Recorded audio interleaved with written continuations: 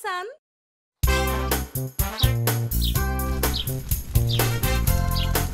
Il était une fois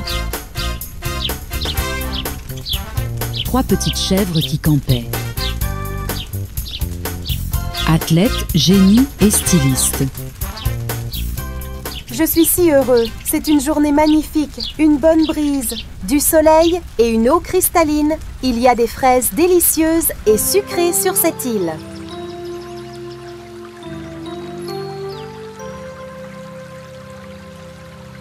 Je vais y aller et en prendre pour le petit déjeuner. Tu vas pouvoir en rassembler assez tout seul?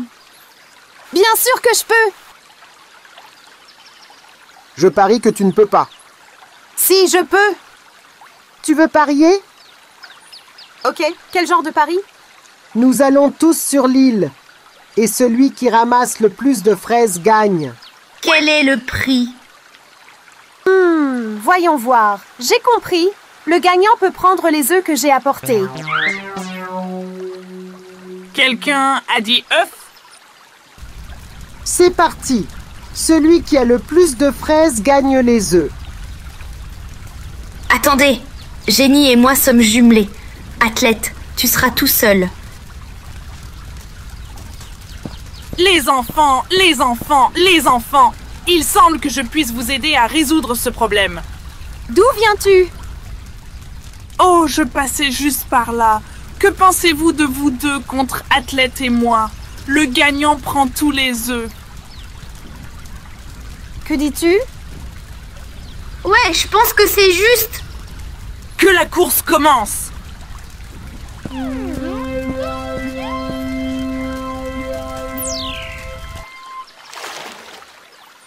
Les petites chèvres et le loup sont montés dans les canoës et ont commencé à pagayer.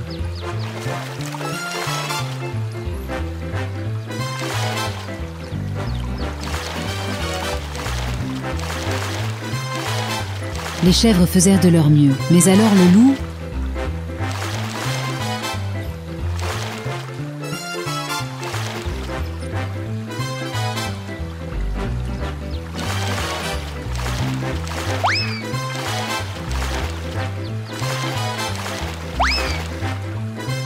Le loup? Qu'est-ce que tu fais? Je t'aide à gagner la course! Arrête de jouer et viens ici. Regarde, ils prennent de l'avance sur nous. Ce n'est pas aussi facile que tu le pensais.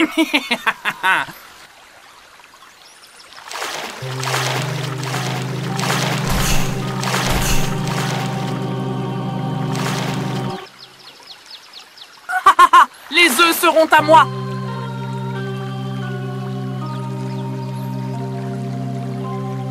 Athlète la chèvre arriva sur l'île.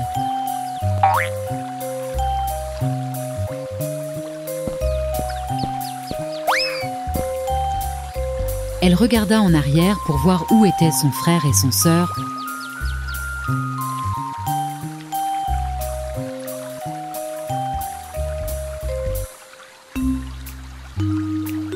Et vit qu'ils s'accrochaient à un rocher. Allez, allons ramasser les fraises.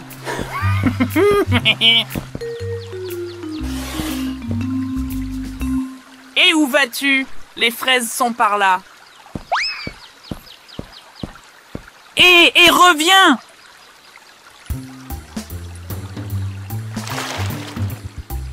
Athlète retourna rapidement au lac et sauva son frère et sa sœur.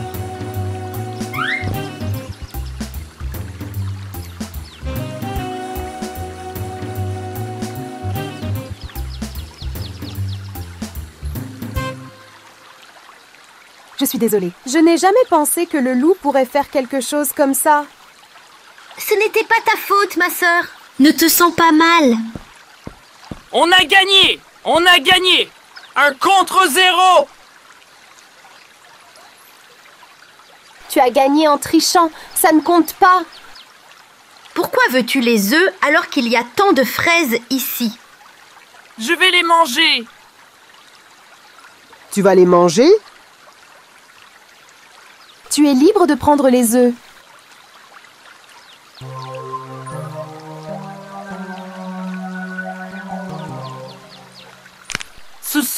Ce sont des jouets.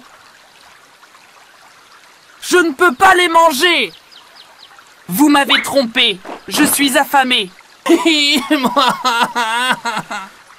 me parlez plus jamais. Je n'aime même pas les fraises.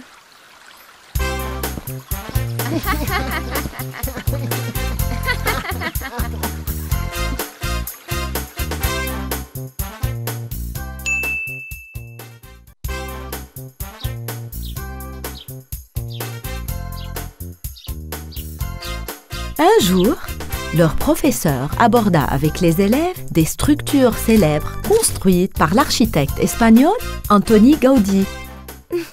Professeur, que signifie architecte? Un architecte est une personne qui dessine les plans des bâtiments que nous voyons autour de nous, comme les maisons, les écoles et les hôpitaux. Il suit des règles et s'assure que les bâtiments sont sûrs. Les enfants, saviez-vous que Gaudí s'inspirait de la nature pour ses constructions? Il a conçu les murs intérieurs, qui ressemblent à des écorces d'arbres et des escaliers en colimaçon, similaires à ceux d'une coquille d'escargot. Est-ce que c'est clair, mes chers élèves? Les enfants, ces bâtiments desquels on parle se trouvent à Barcelone, en Espagne.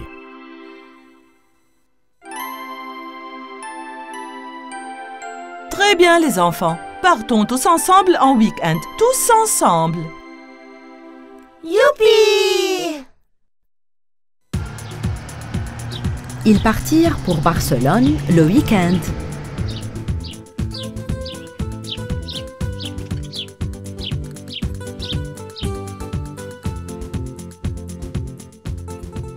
Notre premier arrêt est le parc Güell de l'architecte Gaudí. Allons-y, il ne faut pas perdre le temps, les enfants. Alors que les petites chèvres suivaient leur maman, le dernier de la file pensa avoir vu le loup dans le hall de l'hôtel.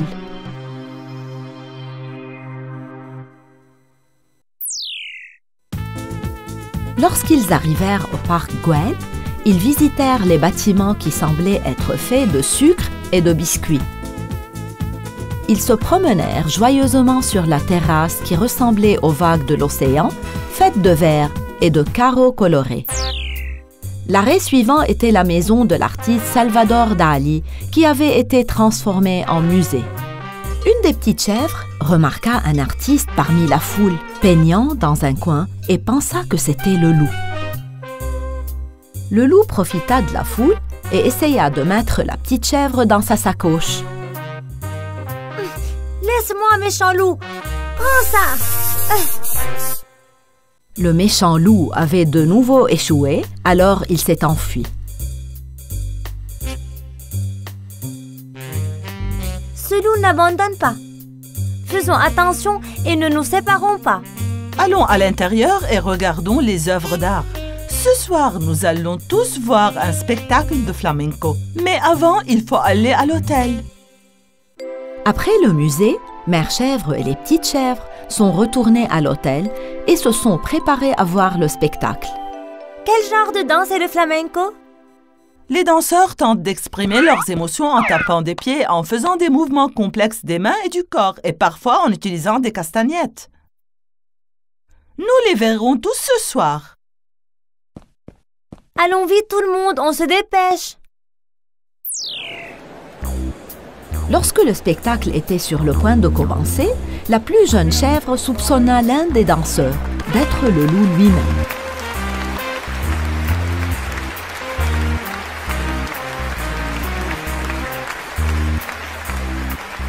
Mère Chèvre ne reconnut pas le loup et regarda le spectacle avec joie. Tout était merveilleux pour elle. Les costumes, les couleurs et la musique. Elle était vraiment émerveillée. La plus jeune chèvre alla dans les coulisses pour dénoncer le loup. Une des petites chèvres vit son frère partir. Alors, elle le suivit.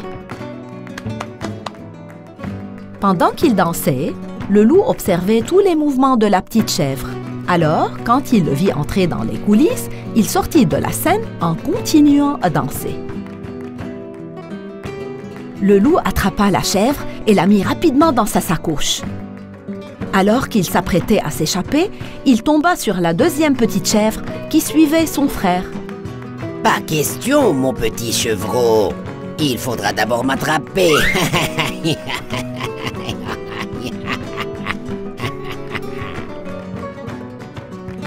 À ce moment-là, le loup remonta sur la scène. La petite chèvre qui essayait de se fondre aux danseurs repéra sa mère et ses frères et sœurs parmi les spectateurs. Oh non! Que fait votre frère sur la scène? Oh oh! Oui, c'est notre frère! À ce moment-là, le rythme changea pour devenir plus rapide. Dans un grand bruit sourd, le loup trébucha et tomba au milieu de la scène. Sa perruque tomba de sa tête.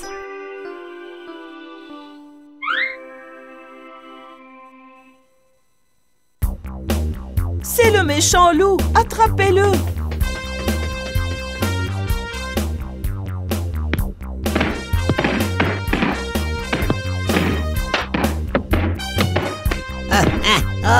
Mon dos, mes pieds, ouf, oh, mon dos, mes pieds,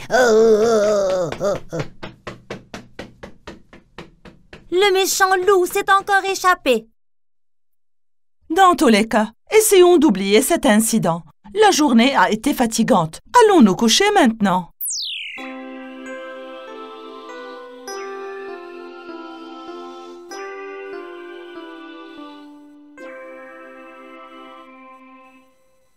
Bonjour les enfants.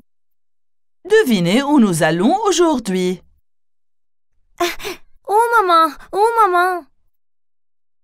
À la statue de Christophe Colomb. Christophe Colomb était un marin, explorateur et colonisateur italien. Il a traversé l'océan Atlantique et a découvert le continent américain. C'est intéressant. Pendant ce temps, le loup était déguisé en Christophe Colomb. Aucune des chèvres ne l'avait reconnu.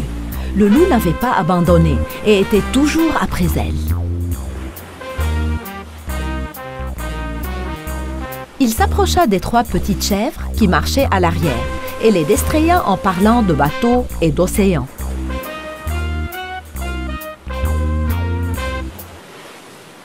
Venez, je vais vous montrer mon vaisseau.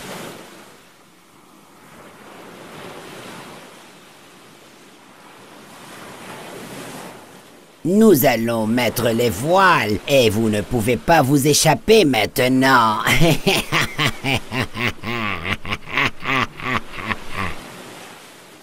Allez, détrompe-toi, méchant loup. Allez, les gars, sautez tout de suite.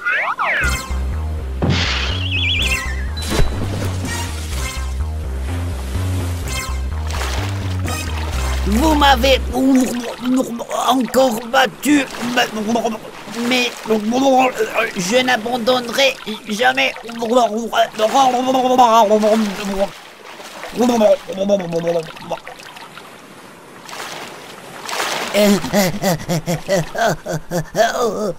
Ils m'ont fait monter à bord du navire officier.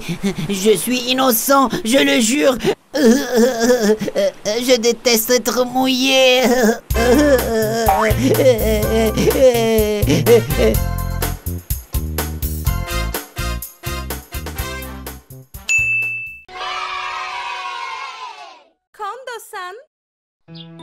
Il était une fois, dans un pays lointain, un millier qui avait 3 garçons.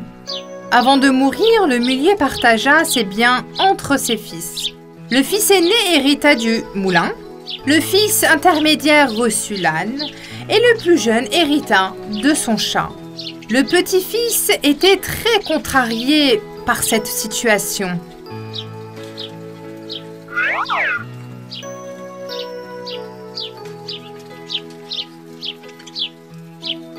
Un chat ne me sert à rien. Que puis-je faire avec lui? Ne te fâche pas. Un jour, tu comprendras pourquoi j'ai fait ça. C'est un chat très intelligent. Peu de temps après, le millier mourut, et les 3 frères reçurent l'héritage de leur père. Le plus jeune fils n'a même pas regardé son chat. Le chat a été très contrarié de voir que son nouveau maître le traita avec désinvolture. En un rien de temps, tu réaliserais tu as reçu le meilleur héritage. Je vais vous le prouver. Donnez-moi un sac vide, un chapeau et une paire de bottes. Le plus jeune frère a été très surpris quand il a entendu le chat parler. Comme il était incroyablement curieux, il a honoré l'étrange requête du chat. Le chat s'est tout de suite mis au travail. Il mit le chapeau sur sa tête et porta les bottes. Il se mit devant le miroir et s'admira. Comme ce chapeau et ces bottes sont merveilleux. Ils vont bien avec ma longue fourrure jaune et mes magnifiques yeux verts. Je ressemble à un membre de la famille royale. Il se mit immédiatement au travail et se mit à la laitue fraîche et à des carottes dans son sac et se dirigea vers la forêt. Quand il arriva, il ouvrit le sac et se cacha derrière un arbre. Peu de temps après, le lapin affamé qui passait par là a reniflé la nourriture et est entré dans le sac. Le chat s'est immédiatement emparé du sac et l'a fermé en courant jusqu'au palais. Il avait des gardes à l'entrée du palais. Arrêtez-vous ici! Qui êtes-vous? Vous ne pouvez pas entrer ici. Je suis le serviteur du seigneur Carabas. Je dois voir le roi. J'ai apporté un cadeau pour le roi de la part de ma majesté. Il n'a pas été difficile de convaincre les gardes de le laisser entrer avec ses bottes brillantes et son chapeau élégant. Ils l'ont emmené devant le roi.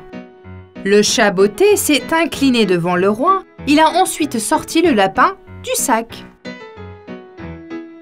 Votre majesté, je vous ai apporté un cadeau du seigneur Carabas, avec mes respects. Oh, un lapin. Merci beaucoup. Vous pouvez faire savoir à votre maître que j'accepte son cadeau. Au fil de temps, le chat botté offrit au roi de nombreux cadeaux différents au nom du seigneur Carabas. Le roi fut intégré et demanda à rencontrer ce seigneur qui lui avait offert tant de cadeaux. Un jour, le roi, la reine et la fille princesse, accompagnés du chat botté, se mirent en route vers le château du seigneur. Profitant de cette occasion, le chat botté courut devant eux et alla trouver son maître pour lui demander quelques instructions. Notre roi va certainement passer par la rivière. Va à la rivière et fais semblant de te noyer. Crie à l'aide quand nous passerons. Je vais aussi cacher tes vêtements. Qu'est-ce que tu prépares? À qui bon-tu ça pour nous? N'aie pas peur. Fais simplement ce que je te dis. Le jeune garçon, confus, se rendit à la rivière comme le chat le lui avait demandé et attendit qu'il arrive. Le roi va bientôt passer par ici. S'il demande à qui appartiennent cette ferme et ces terres, dites qu'elles appartiennent au seigneur Carabas. Compris? Si vous ne le faites pas, le roi sera très en colère et vous punira. Bien sûr, monsieur. Tout ce que vous voulez. Le chat botté a prévenu tous les fermiers qu'il a rencontrés sur la route. Après avoir fait cela, le chat botté arriva enfin au château, où vivait un méchant géant doté de pouvoirs magiques. Le chat botté frappa à sa porte. Qui est là? Qui ose me déranger? Je suis le serviteur du seigneur Carabas. Mon seigneur et le roi vont bientôt arriver à votre château. J'aimerais entrer pour me reposer un peu, si vous le voulez bien. Me laisserez-vous entrer? Ok. Entrez. Une fois à l'intérieur, le chat commença à discuter avec le géant. J'ai entendu dire que tu avais des pouvoirs magiques, mais je n'y crois pas. Apparemment, tu peux te transformer en n'importe quel animal. Est-ce que c'est vrai? Bien sûr que je peux. Pourquoi ne le croirais-tu pas? Par exemple, peux-tu te transformer en lion? C'est facile.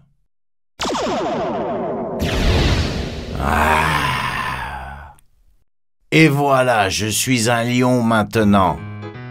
Le chat, terrifié, sauta sur le haut d'une armoire. C'est bon, c'est merveilleux. C'était facile, mais peux-tu te transformer en souris? C'est facile.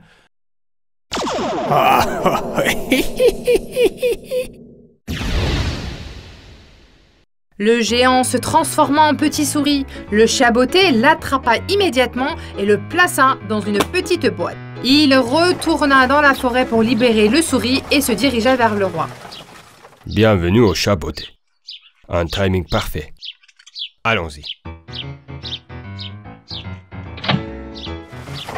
Au moment où le cachelet du roi passait par la rivière, ils entendirent quelqu'un crier. Au secours! Au secours, aidez-moi! Soldats, allez l'aider. Quelqu'un est en train de se noyer dans la rivière. Les soldats ont couru vers le jeune garçon et l'ont repêché hors de l'eau. Le garçon expliqua que des voleurs avaient volé ses vêtements. Les soldats ont alors pris des beaux vêtements dans le chariot et l'ont habillé. Votre Majesté, je vous présente mon maître, le Seigneur Carabas. Je vous dois la vie, Votre Majesté. Bien que le plus petit frère ne comprenne pas ce qui se passe, il suivit le chaboté. Voici, ma belle épouse, la reine. Et ma fille adorée, la princesse. Venez maintenant, allons au château. Le plus jeune frère et la princesse tombèrent amoureux au premier regard.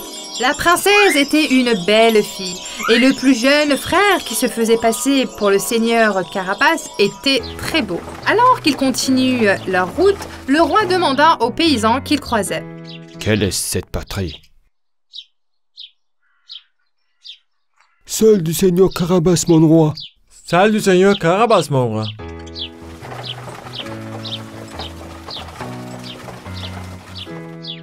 Celle du Seigneur Carabas, mon roi. Celle du roi Carabas, mon roi. Le roi était très heureux de tout ce qu'il a vu. Jeune seigneur, il semble que vous soyez très puissant et aimé par ici.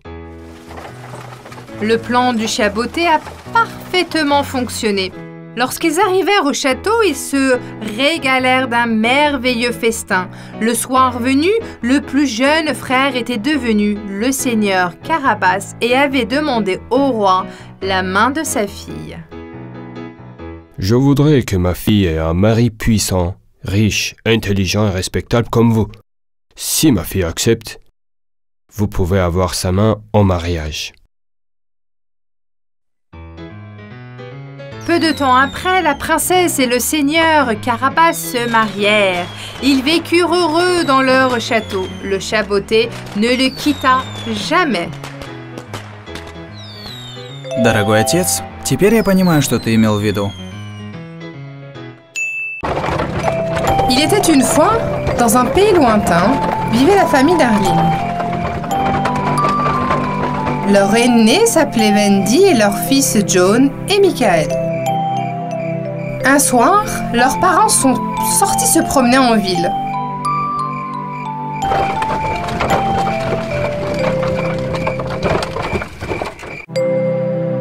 Les enfants, qui étaient seuls à la maison, se sont amusés à jouer ensemble. Quand ils furent fatigués et eurent sommeil, leur sœur commença à leur raconter l'histoire de Peter Pan. Il était une fois, dans un pays lointain, très lointain et secret, un enfant appelé Peter Pan. Ils s'endormirent tous. Plus tard, Wendy se réveilla en entendant un bruit venant de la fenêtre. Et qu'est-ce qu'elle a vu? Il y avait un enfant et une fée volante en face d'elle. Il était assis sur le bord de la fenêtre et se moquait d'elle.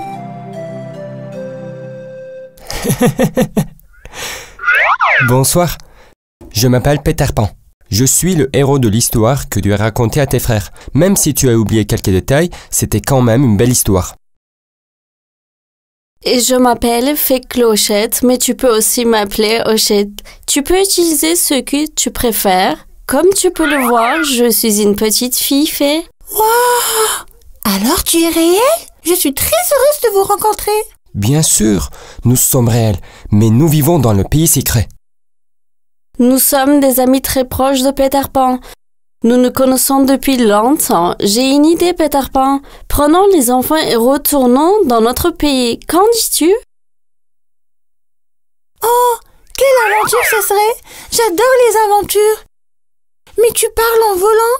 Peut voler, nous? Eh bien, nous n'avons pas d'ailes et nous ne pouvons pas voler. Ne t'inquiète pas pour ça. Une fois que j'aurai saupoudré de la poussière de fée sur vous, vous pourrez voler comme nous. Wendy, qui voulait partir à l'aventure, a tout de suite réveillé ses frères, John et Michael, qui ont vu Peter Pan avant eux, ont été incroyablement surpris. Oui, j'ai aussi été choquée quand je les ai vus pour la première fois, les enfants. Mais Peter Pan et la fée Clochette de l'histoire sont réels et ils nous invitent dans leur pays secret. Quoi? Un pays secret? Où est-il caché? Comment pouvons-nous y aller? Nous devons y aller. Allons-y, sœurette, s'il te plaît, s'il te plaît. Allez, on y va. Wendy accepta joyeusement. Dès que la fée Clochette saupoudra de la poussière de fée sur les enfants, ceux-ci se mirent à planer dans les airs. Choqués tous ensemble, ils se sont mis à voler par la fenêtre. Oh, cool. Regarde, John, on vole. Allez, on a une longue route à faire.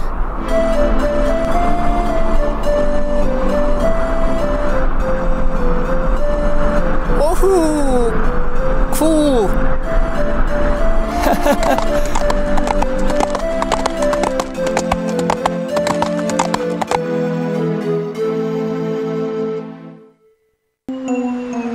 Le chef des pirates était le capitaine Crochet. Le capitaine Crochet était le plus grand ennemi de Peter Pan. La raison de cette animosité était due à un événement qui s'était produit dans le passé. Un jour, le capitaine Crochet avait capturé la princesse des Indiens.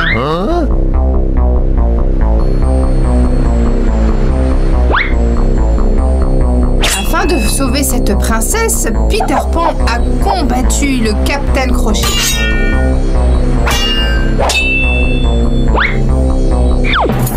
Il a coupé une de ses mains avec une épée et sa main est tombée dans la mer.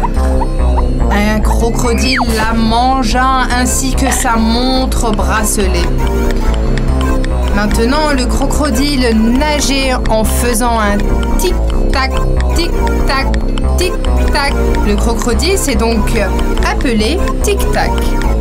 Pour remplacer sa main manquante, ils l'ont remplacé par un crochet. Et c'est ainsi qu'on l'appela le Capitaine Crochet. Peter Pan et les enfants se rendirent à la maison de Peter Pan sans être vus par le Capitaine Crochet. Le capitaine espionna toujours tout le monde dans le pays secret en utilisant son télescope. Alors, il était prudent et se cache en chemin. Il y avait exactement 3 enfants perdus dans la maison de Peter Pan. C'étaient aussi des enfants qui avaient été capturés par le capitaine Crochet et sauvés par Peter Pan. Ils ont tout de suite entouré Wendy.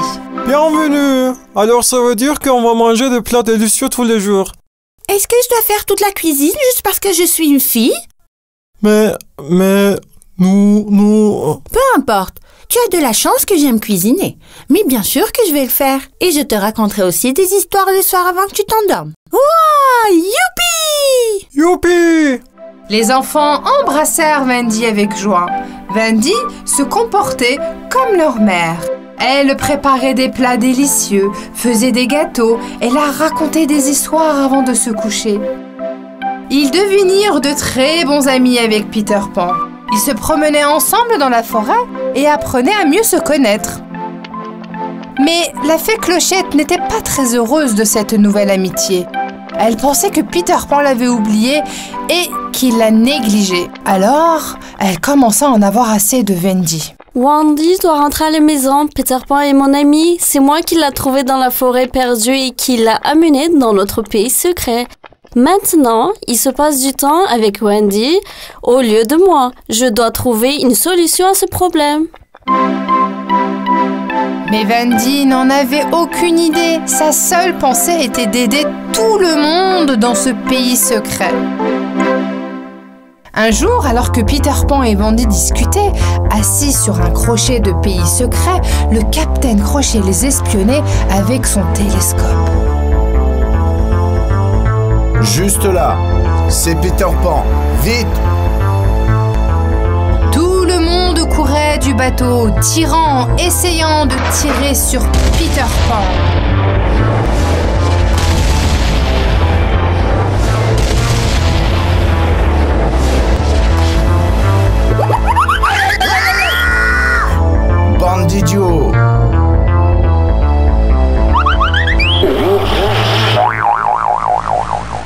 Pas moi, tu dois tirer sur Peter Pan. Clochette, emmène Wendy dans un endroit sûr. Je vais sur le bateau pirate. Cette fois, ce sera ta fin, Monsieur Crochet. Viens, Wendy, vite! La fée Clochette a immédiatement élaboré un plan et a laissé Wendy au sommet d'un nuage. Elle est ensuite descendue directement à côté des enfants.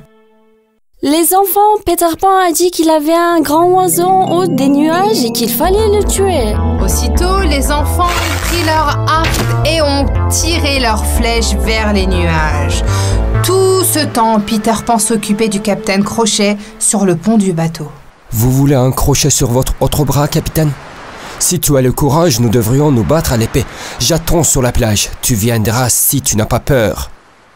Peter Pan s'envola vers la plage et le bateau s'approcha du rivage. Finalement, ces deux ennemis ont commencé à se battre à l'épée. Un peu plus tard, le capitaine Crochet entendit un son familier derrière lui. Tic-tac, tic-tac. Dès qu'il a entendu ce son, il s'est retourné paniqué et a vu Tic-tac se diriger vers lui. Jetant son épée en l'air, il courut aussi vite que possible vers le navire. Maman! Maman!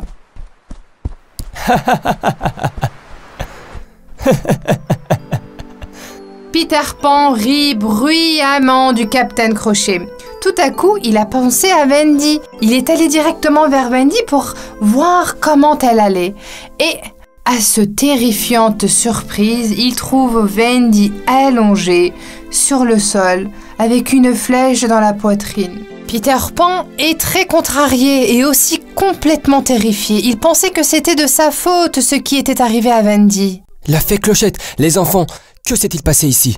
La fée Clochette nous a dit de tirer sur l'oiseau dans les nuages. Elle a dit que tu nous l'avais demandé. On a donc tiré sur les nuages, mais ce n'était pas un oiseau, c'était Wendy. Tous les enfants étaient très tristes et pleuraient. La fée Clochette, tu nous as menti. Peter Pan s'est penché et a retiré la flèche de sa poitrine. Mais il n'y a pas de sang sur cette flèche. La flèche avait touché le bouton de la veste de Wendy et n'avait pas percé sa poitrine. Peter Pan réalisa soudain qu'elle s'était seulement évanouie sous le choc de l'impact et qu'elle était tombée au sol. Wendy, allez, réveille-toi. Wendy, qui avait ouvert les yeux et s'était levée, rendit tout le monde heureux. Tout l'ont serré dans leurs bras avec joie. Ils rentrèrent tous ensemble à la maison. La fée Clochette regardait tout ce qui se passait du haut de l'arbre de fée. Elle avait tellement honte de ce qu'elle avait fait. Elle se rendit à la maison de Peter Pan et s'excusa auprès de tous. Je suis vraiment désolée. Je m'excuse auprès de vous tous et surtout auprès de Wendy. Pourrais-tu me pardonner? J'ai fait ça parce que j'étais jalouse de votre amitié. J'ai tellement honte. Je te dois la vie, Clochette. Personne ne pourra jamais prendre ta place. Nous serons toujours ensemble, mais ce que tu as fait est très mal. Ce soir, je veux que tu ailles à l'arbre au fait et que tu réfléchisses à ce que tu as fait. Wendy a pardonné à la fée Clochette, mais comme Peter Pan lui avait dit de partir, la fée Clochette retourna à l'arbre aux fées. Tout le monde est vraiment fatigué aujourd'hui. Allez les enfants, c'est l'heure de dormir. Mais d'abord, c'est l'heure de l'histoire. Wendy a raconté aux enfants l'histoire de 3 enfants qui ont allé dans un pays secret. Elle leur racontait l'histoire d'eux-mêmes. Ses frères voulaient rentrer à la maison. Leur mère et leur père leur manquaient beaucoup. Wendy a appelé les enfants perdus. Nous allons rentrer à la maison. Voulez-vous aussi venir avec nous? Venir avec vous? Dans votre vraie maison? Hurrah! Je n'arrive pas à croire. Nous allons avoir une vraie maison. Peter, pourquoi ne viens-tu pas avec nous aussi? Tu peux vivre avec nous si tu veux. Pas question. Un jour, vous allez tous grandir et vieillir. Mais moi, je veux rester un enfant pour toujours.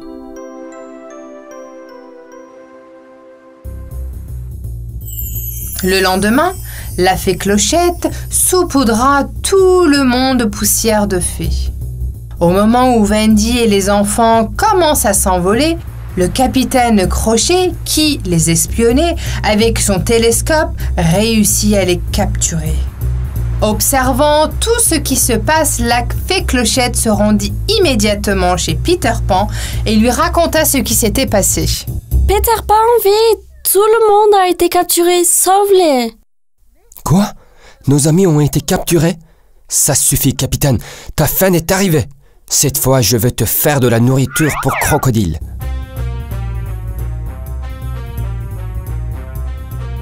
Aussitôt, il s'est envolé sur le navire.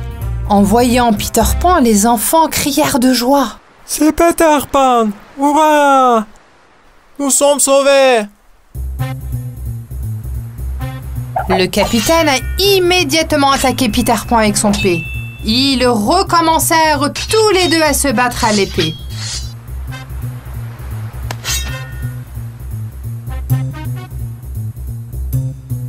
Ils se battent pendant un long moment et soudain Peter Pan entend à nouveau le son tic-toc.